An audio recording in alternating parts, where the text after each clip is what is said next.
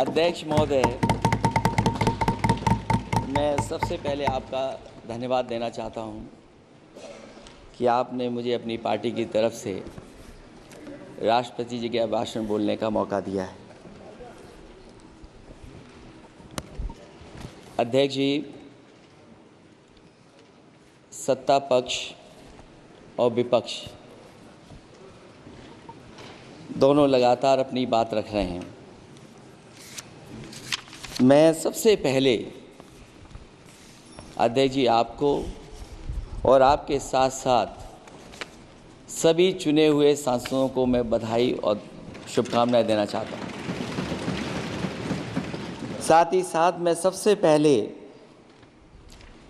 देश के उन सभी समझदार और ईमानदार मतदाताओं को धन्यवाद जिन्होंने लोकतंत्र को एक तंत्र बनाने से रोका।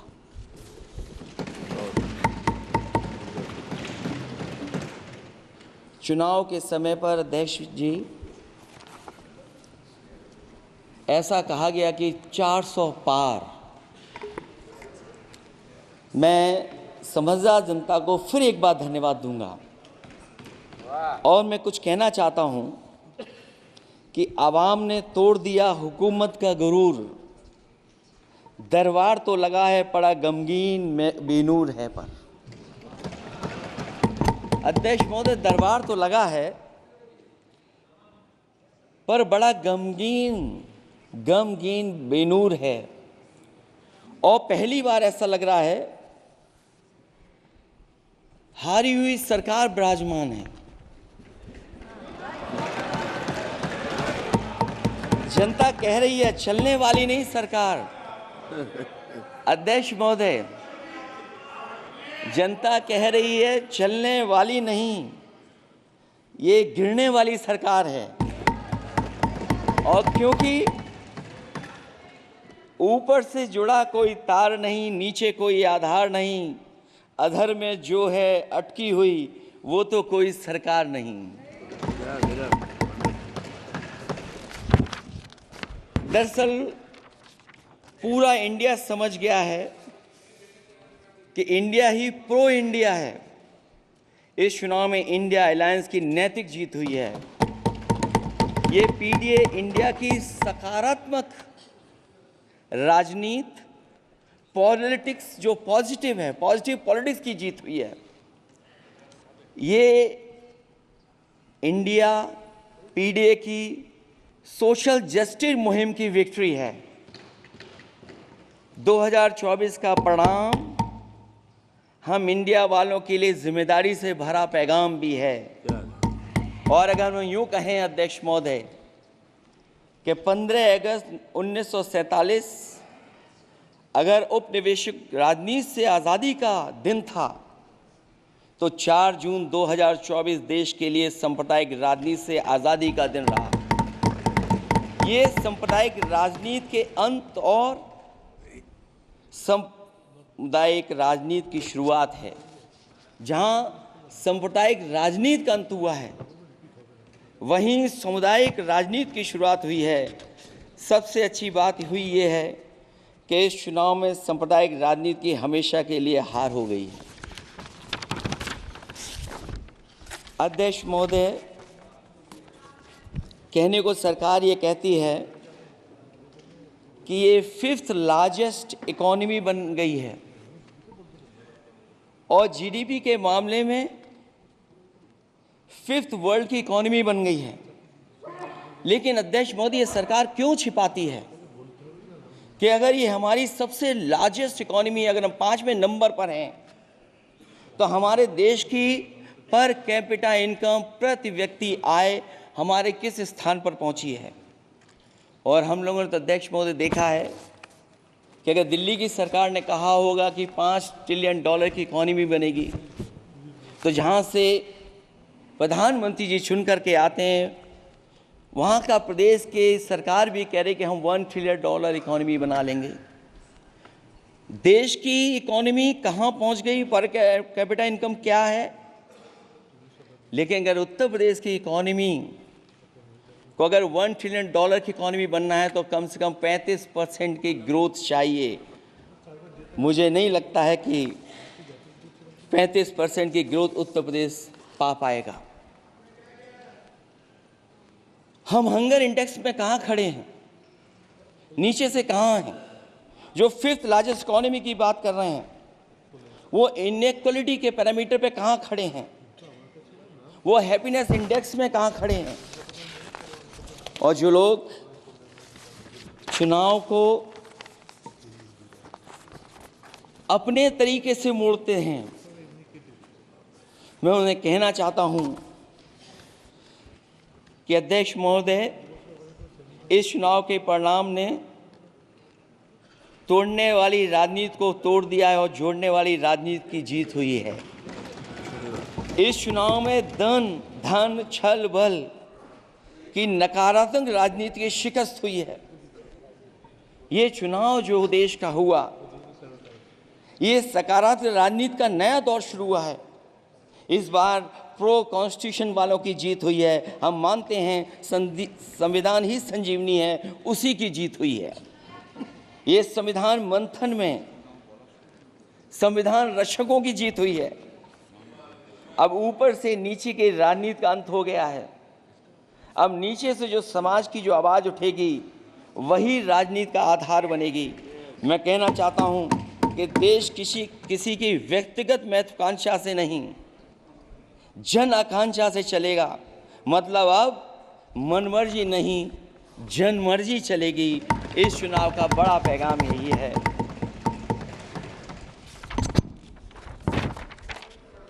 अध्यक्ष महोदय, बहुत सी बातें हुई हैं। अगर उत्तर प्रदेश की बात न हो, क्योंकि अध्यक्ष महोदय सबसे बड़ा प्रदेश जहाँ है, उसने हर बार दूसरे दल को समर्थन देकर के सरकार बनाई। मैं उन्हीं लोगों से कहना चाहता हूँ कि लोग क्यूटो की फोटो लेकर बनारस की गलियों से लेकर के गंगा जी तक ढूंढ रहे हैं। उनको लगता है जिस दिन माँ गंगा साफ हो जाएंगी, शायद उस दिन कहीं क्यूटो उसकी गोद में कहीं मिल जाएगा। बनारसी लोग चाहते हैं कि कोई गंगा जी के भी तल में उतरकर उसका दर्द भी जाने। उत्तर प्रदेश की जनता का बस यही आग्रह है कि जिस गंगा जल को हाथ में लेकर सच कहने की कसम खाई जाती है, कम से कम उस गंगा जल से तो झूठ ना बोला जाए।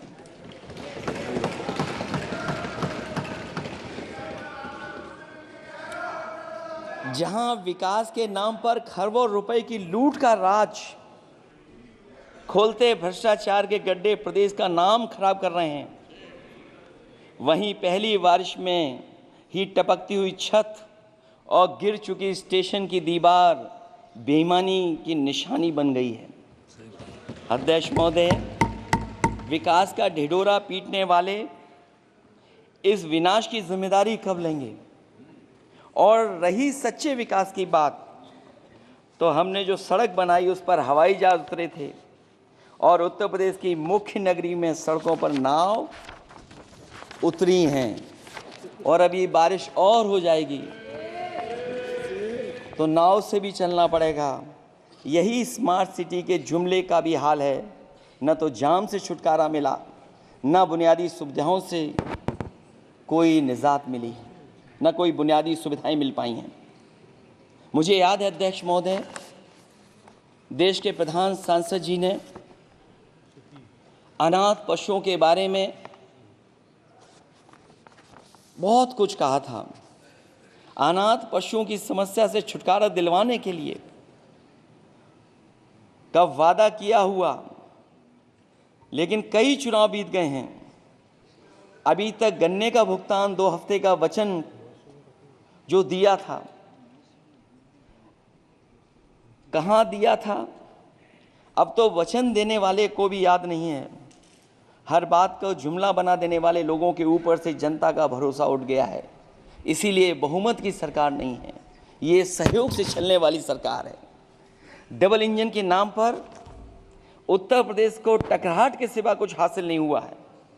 उत्तर प्रदेश में प्रभुत्व की लड़ाई दो लोगों को आपस में लड़ा रही है, लेकिन उसकी मार जनता को सता रही है।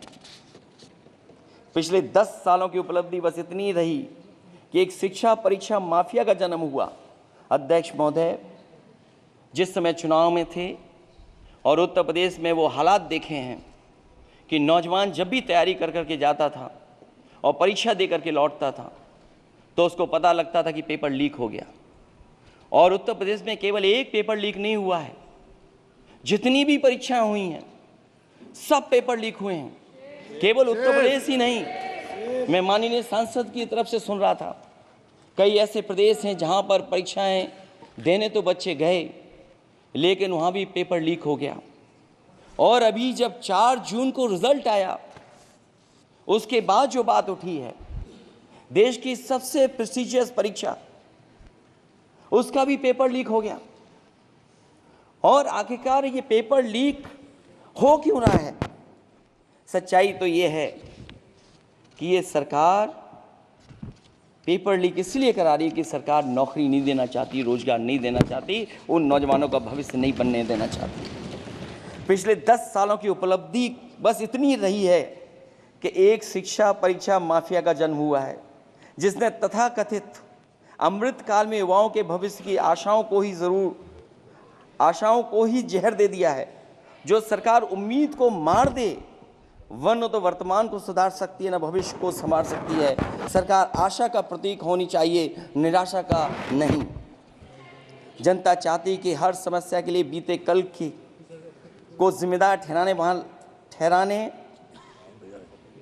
के बहाने को सरकार छोड़े और आने वाले कल की बात करे। अगले 1000 साल के झूठे सपने दिखाने वाले अगले महीने होने वाली परीक्षाओं के लीक न होने की गारंटी कब लेंगे? जनता अब न तो किसी बहकावे में आएगी और न किसी के बहलावे फुसलावे में आएगी। जो लोग कहते हैं कि अमृत काल की बात करने वाले जनता का जागरण काल आ गया है, आज इस सदन में नए राजनीतिक जागरण के अनेक प्रतिनिधि बैठे हैं। अब जब बात होगी तो सच्ची बात होगी और जनता को पूरी सच्चाई के साथ हम लोग अपनी जिम्मेदारी के साथ बात रखेंगे।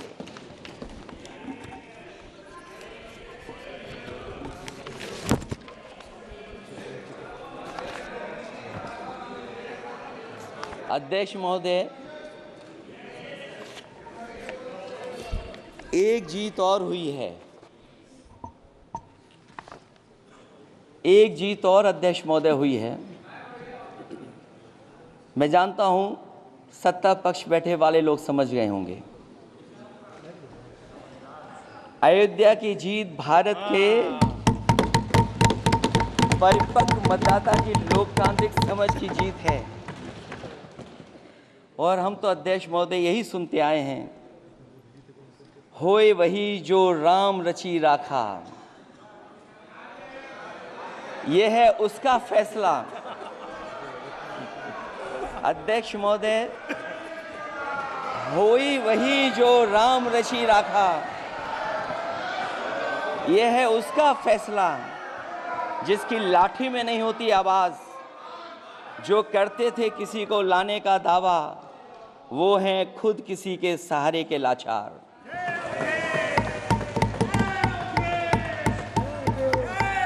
अध्यक्ष महोदय, मैं फिर कह देना चाहता हूं, होए वही जो राम रची राखा, यह है उसका फैसला जिसकी लाठी में नहीं होती आवाज, जो करते थे किसी को लाने का दावा, वो हैं खुद किसी के सहारे के लाचार। हम अयोध्या से लाए हैं उनके प्रेम का पैगाम, हम अयोध्या से लाए हैं उनके प्रेम का पैगाम, जो सच्चे मन से करते हैं सबका कल्याण। सदियों में जन जन गाता है जिनके गान, अभय दान देती जिनकी मंद मंद मुस्कान, मानवता के लिए उठता जिनका तीर कमान। अध्यक्ष महोदय, जो असत्य पर सत्य की जीत का है नाम, उफनती नदी पर जो बांधे मर्यादा के बांध, वो है अवध के राजा पुरुषोत्तम प्रभु राम। हम अयोध्या से लाए हैं उनके प्रेम का पैगाम।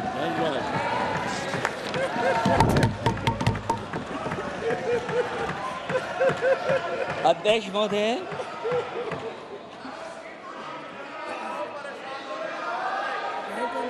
महोदय, कुछ बातें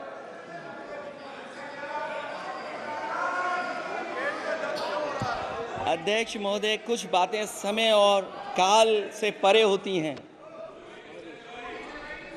इसलिए आज यहाँ उत्तर प्रदेश के सदन में पढ़ा गया एक शेर याद आ गया, जो तब सही था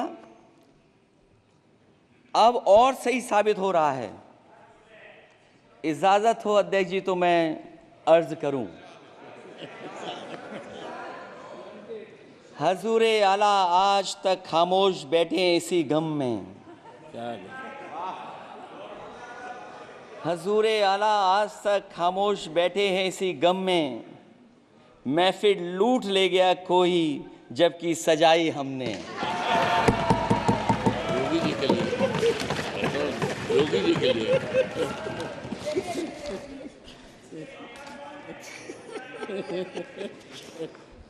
अध्यक्ष महोदय,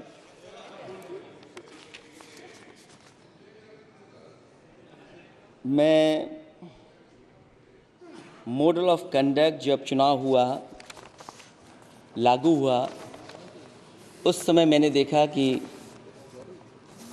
कुछ लोगों पर मेहरबान रही सरकार और कमीशन भी।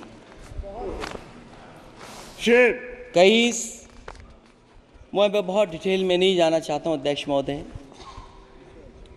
लेकिन कहीं ना कहीं प्रश्न उस संस्था पे भी लगा है, और अगर उस संस्था पर प्रश्न लगा है तो लगाने वाली सरकार की वजह से लगा है। इसलिए अगर निष्पक्ष होगी वो संस्था तो न केवल हमारा लोकतंत्र स्वस्थ होगा बल्कि हमारे लोकतंत्र और मजबूत दुनिया में दिखाई देगा। अध्यक्ष महोदय, ईवीएम पे मुझे कल भी भरोसा नहीं था, आज भी नहीं भरोसा। मैं 80 के 80 सीट जीत जाऊं तब भी नहीं भरोसा। और मैंने अपने चुनाव में कहा था अध्यक्ष महोदय कि ईवीएम से जीत करके ईवीएम हटाने का काम करेंगे। न ईवीएम का मुद्दा मरा है न जाएगा खत्म। जब तक ईवीएम नहीं हटेगी हम समाजवादी लोग उस बात पर अड़ग रहेंगे। उत्तर प्रदेश अध्यक्ष महोदय वो प्रदेश है जिसने सरकार बीजेपी की बनवाई, एक बार नहीं 2 बार बनवाई, और उसी उत्तर प्रदेश के साथ कितना बड़ा भेदभाव, उत्तर प्रदेश के साथ बड़ा भेदभाव। मुझे याद है वो दिन जब प्रधानमंत्री जी एयरफोर्स के सबसे भारी वाहन हवाई जहाज से उतरे थे सड़क पर। वो अलग बात है कि उस प्रदेश के मुख्यमंत्री उनके साथ नहीं बैठ पाए थे, लेकिन वो एक्सप्रेसवे जो बना था और आज भी जो उत्तर प्रदेश में बन रहे हैं वो उत्तर प्रदेश के बजट से बन रहे हैं। लेकिन दिल्ली की तरफ से कोई एक्सप्रेसवे अभी नहीं दिया गया है। न केवल इंफ्रास्ट्रक्चर में भेदभाव हुआ है बल्कि हमें याद है कि प्रधानमंत्री जी ने बड़े पैमाने पे गांव गोद लिए थे। और सोचिए, अगर देश के प्रधान सांसद अगर किसी गांव को गोद ले लें और उस गांव की तस्वीर न बदले तो शायद मैं नहीं समझता हूं कि किसी गांव की तस्वीर 10 साल में बदली होगी। मुझे वो गांव जिसको उन्होंने गोद लिया, जो प्रधानमंत्री जी की आदर्श योजना थी उसके तहत जो गोद लिया गया था गांव, वो 5 वर्ष पहले खूब शोर हुआ था कि बनारस शहर की तरह डोमरी में चमचमाने लगेगा एक गांव।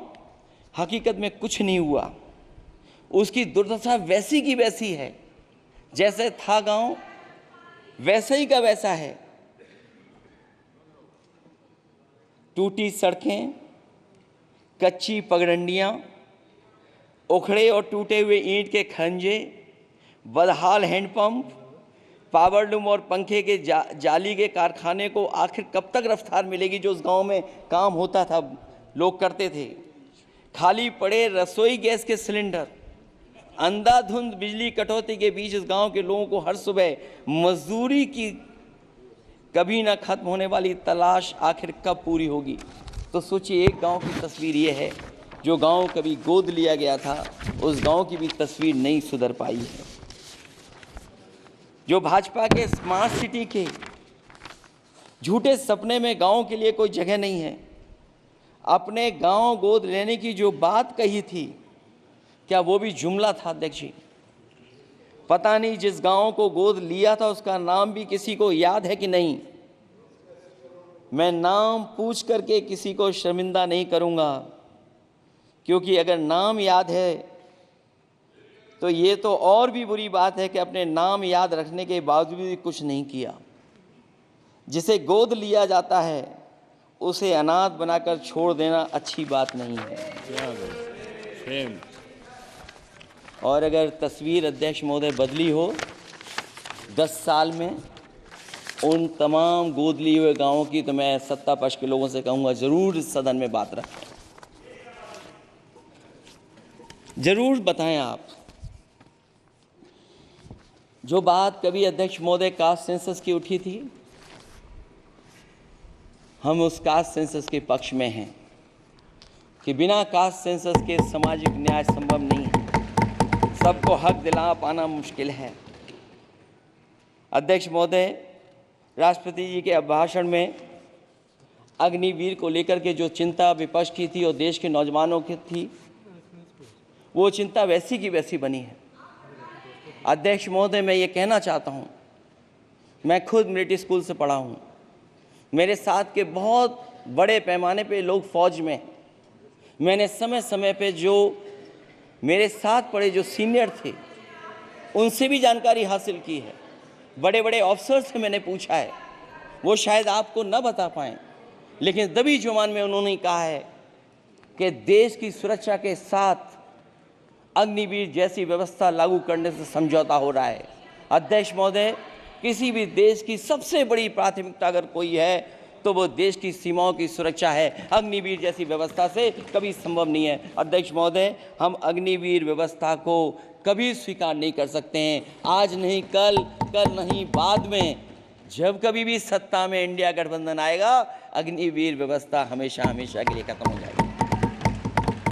अध्यक्ष महोदय, जिन्होंने कहा कि हम आय किसानों की दोगुनी कर देंगे, आज किसान पूरा देश का देख रहा है कि उसकी आय कहाँ दोगुनी हो गई। और जिस तरह महंगाई बढ़ी है, सरकार बताए कि महंगाई इस बढ़ने पे उसकी आय कितनी होनी चाहिए। और जो इंफ्रास्ट्रक्चर की बड़ी बड़ी बातें की गई थी कि एमएसपी लागू करने के लिए एग्रीकल्चर सेक्टर का इंफ्रास्ट्रक्चर तैयार होगा, लेकिन जहाँ तक मैंने उत्तर प्रदेश में देखा है, अगर इस सरकार में एक भी नई मंडी बनी हो तो मुझे सरकार बता दे। अध्यक्ष महोदय, जो इंफ्रास्ट्रक्चर एग्रीकल्चर सेक्टर में बनाने की बड़ी बात कही थी, अगर सरकार की तरफ से एक भी मंडी 10 साल में बनी हो तो जरूर सरकार बताए। जो सरकार मंडी नहीं बना सकती है उस पर एमएसपी का भरोसा कैसे कर सकते हैं? जिन्होंने एमएसपी का भरोसा दिलाया था। हम अध्यक्ष महोदय आपके माध्यम से यही कहेंगे कि जो राष्ट्रपति के भाषण में लीगल गारंटी एमएसपी को मिलनी चाहिए थी, वो क्रॉप्स को नहीं मिली है। न केवल फसलों को मिले बल्कि हॉर्टिकल्चर क्रॉप्स को भी एमएसपी देने का फैसला हो, जिससे कि हमारा किसान खुशहाल हो सके। साथ ही साथ ओपीएस की बात अभिभाषण में नहीं आई है। ओल्ड पेंशन स्कीम लागू हो, जिससे हमारे तमाम सरकारी कर्मचारियों का भविष्य बन सके। और देश की एक बड़ी आबादी, जहाँ से मैं चुन करके आता हूँ, उत्तर प्रदेश, जहाँ बुनकर, न केवल उत्तर प्रदेश बल्कि देश के कोने कोने में बुनकर समाज के लोग बड़े पैमाने पर रह रहे हैं, लेकिन बुनकरों को जो सुविधाएं मिलनी चाहिए वो भी इस सरकार में नहीं मिल पा रही हैं। जो प्रदेश सरकारों ने कभी बुनकरों के लिए योजनाएं चलाई थीं, वो भी अध्यक्ष महोदय बंद कर दी हैं। मैं अंत में इतना ही कहना चाहूँगा कि इस सरकार ने नौजवानों को नौकरी नहीं दी है। नौकरी और रोजगार उनसे छीने हैं, बहुत नौकरी छीनी है। इसलिए मैं कहना चाहता हूं अध्यक्ष जी, इसलिए मैं कहूँगा कि आपके राज में न नौकरी की उम्मीद है न रोजगार,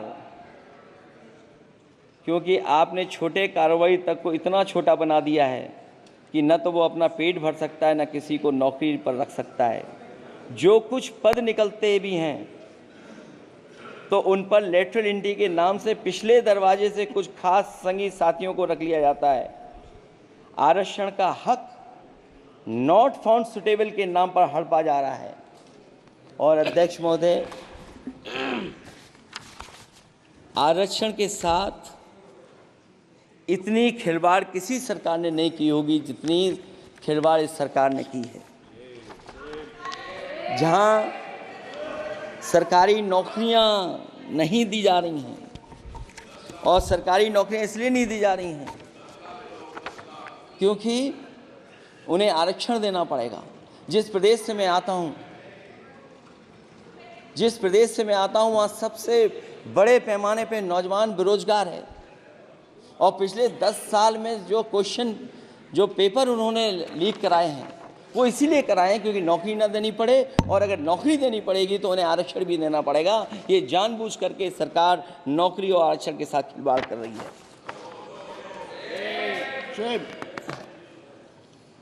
मैं अध्यक्ष महोदय अंत में इतना ही कहना चाहता हूं, आशा है ये सरकार तब तक चलेगी